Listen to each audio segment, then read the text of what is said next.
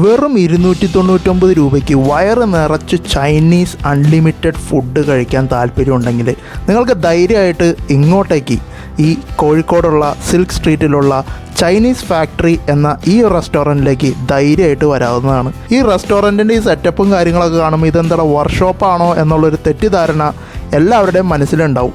പക്ഷേ ഇത് വർക്ക്ഷോപ്പല്ല, സംഭവം ഇതൊരു റെസ്റ്റോറൻ്റാണ്. വർക്ക്ഷോപ്പ് സെറ്റപ്പിൽ നിർമ്മിച്ചെടുത്ത ഒരു റെസ്റ്റോറൻ്റാണ് ഈ ചൈനീസ് ഫാക്ടറി. റെസ്റ്റോറൻറ്റിലെ ഫാക്ടറി കാഴ്ചകൾ ഇപ്പോഴൊന്നും തീരില്ല. അതുകൊണ്ട് ആ ഫാക്ടറി കാഴ്ചകൾ സെപ്പറേറ്റായിട്ട് ഞാനൊരു വീഡിയോ നമ്മളുടെ ചാനലിൽ തന്നെ ഉടനെ അപ്ലോഡ് ചെയ്യുന്നുണ്ട്. ചിലപ്പോൾ ഒരുപക്ഷെ നിങ്ങൾ ഈ വീഡിയോ കാണുന്ന സമയം കൊണ്ട് അത് അപ്ലോഡ് ആയിട്ടുണ്ടാവും. നമ്മുടെ ചാനലൊന്ന് ചെക്ക് ചെയ്ത് നോക്കുക. ആ വീഡിയോ മുകളിലെ ഐക്കാർഡിലും കൂടാതെ ഡിസ്ക്രിപ്ഷനിലും കൊടുക്കാൻ ശ്രമിക്കുന്നതായിരിക്കും. ഫുഡ് അൺലിമിറ്റഡ് ഒക്കെ തന്നെയാണ്, അതിൽ സംശയമൊന്നും വേണ്ട. പക്ഷേ ഫുഡ് നമ്മൾ ബാക്കി വെച്ചാൽ അല്ലെങ്കിൽ വേസ്റ്റ് ആക്കിയാൽ കട മുതലാളിയുടെ സ്വഭാവം മാറും. നമ്മളെ പെനാൽറ്റി അടിപ്പിച്ചിട്ട് അവിടെ നിന്ന് നമ്മളെ പറഞ്ഞയക്കുള്ളൂ. അതായത് ഫൈൻ അടച്ചാലേ നമുക്ക് ബില്ലിൻ്റെ ഒപ്പം ഫൈൻ കൂടി നമ്മൾ അടയ്ക്കണം. അതിൻ്റെ വിശദ വിവരങ്ങളും ഞാൻ വഴിയെ പറയാം. ഈ അൺലിമിറ്റഡ് ചൈനീസ് കോംബോയിൽ വരുന്നത് ചിക്കൻ മോമോസ് ഉണ്ട്, സൂപ്പ് ഉണ്ട്, ഫ്രൈഡ് റൈസ് ഉണ്ട്, ഒരു സാലഡ് ഉണ്ട്, പിന്നെ ചിക്കൻ്റെ ചൈനീസ് 2 ഡ്രൈ ഐറ്റവും, ഒന്ന് ഒരല്പം സ്വീറ്റി ആയിട്ടുള്ള ഹണി ബേസ്ഡ് ആയിട്ടുള്ള ഒരു ചിക്കൻ ഡ്രൈ ഐറ്റമാണ്.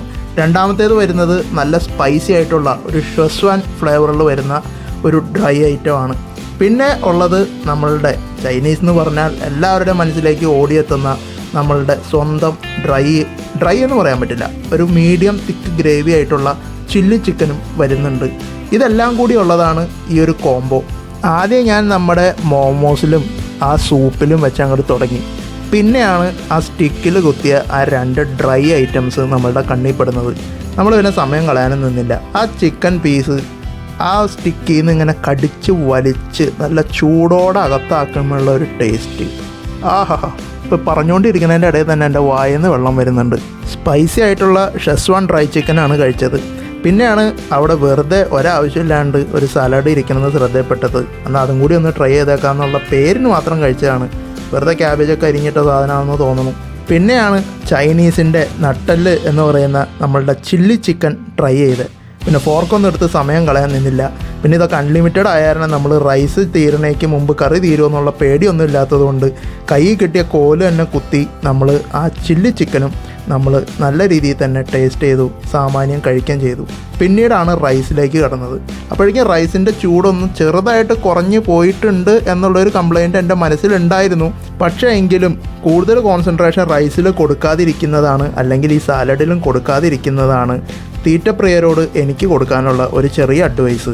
എല്ലാ സാധനങ്ങളും ഒരു വട്ടം ടേസ്റ്റൊക്കെ ചെയ്ത് കഴിഞ്ഞ സ്ഥിതിക്ക് ഇനി നമ്മളുടെ മാസ്റ്റർ പീസായിട്ടുള്ള ആ ഫ്രൈഡ് റൈസും ചില്ലി ചിക്കനും മിക്സ് ചെയ്തൊന്ന് കഴിച്ച് അതിൻ്റെ ആ ഒരു രുചി ഒന്ന് മനസ്സിലാക്കാം എന്നുള്ള ഒരു ഘട്ടത്തിലേക്ക് നമുക്ക് കടക്കാവുന്നതാണ്.